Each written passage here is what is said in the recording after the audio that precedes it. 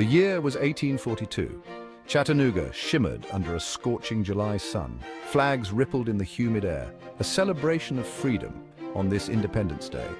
But within the grand, columned mansion overlooking the Tennessee River, a different kind of freedom was on display. It was the night of the annual Independence Day ball. Ladies in their finest silks and gentlemen in their tailored suits waltzed across the marble floors.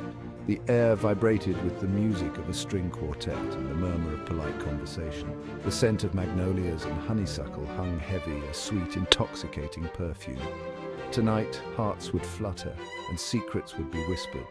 Tonight, under the guise of celebration, destinies would collide. Smoothing his waistcoat.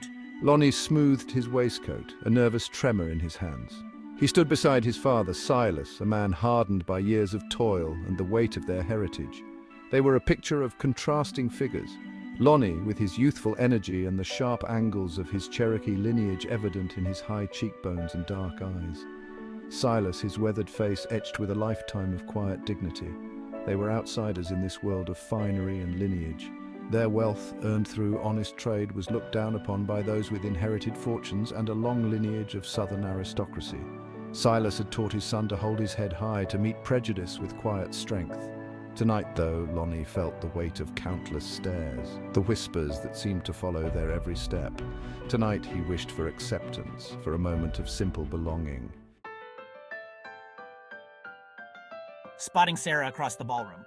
Across the crowded ballroom, Lonnie spotted her, Sarah with her fiery hair and eyes that sparkled with laughter.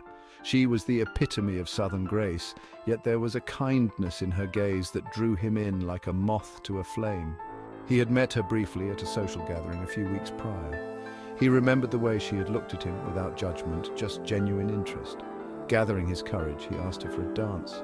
To his surprise, she accepted. As they waltzed beneath the shimmering chandeliers, he felt a connection, a spark that ignited something deep within him. He led her to the veranda, seeking a moment of respite from the stifling air and the prying eyes. They stood there, bathed in the soft moonlight, their conversation hushed and intimate. He promised to meet her again, a promise whispered like a prayer. The shadows on the veranda stretched long and menacing as a figure emerged from the ballroom. It was Mr. Morgan, Sarah's father, his face flushed with anger and whiskey. His eyes narrowed as he spotted his daughter with Lonnie. Word of their encounter on the dance floor had reached him, twisting itself into a venomous rumor as it traveled from ear to eager ear. Sarah, what are you doing with this half-breed? Sarah's eyes widened in alarm as she felt the shift in the atmosphere, the sudden intrusion of her father's rage into their stolen moment. He is no good for you. Do you hear me? He is not one of us. Lonnie felt a surge of anger, a protectiveness towards Sarah, but he knew better than to escalate the situation. He would not give Mr. Morgan the satisfaction of seeing him lose control. Silas, sensing the shift in the atmosphere, had followed his son onto the veranda. He stood silently behind Lonnie, a pillar of strength in the face of Mr. Morgan's drunken rage. That's enough, Morgan. Your daughter is a lady and she deserves to be treated with respect. Mr. Morgan rounded on Silas, his anger finding a new target. You have no right to speak here, you savage. Get your mongrel son away from my daughter before I... He did not finish his sentence, but the threat hung heavy in the humid air.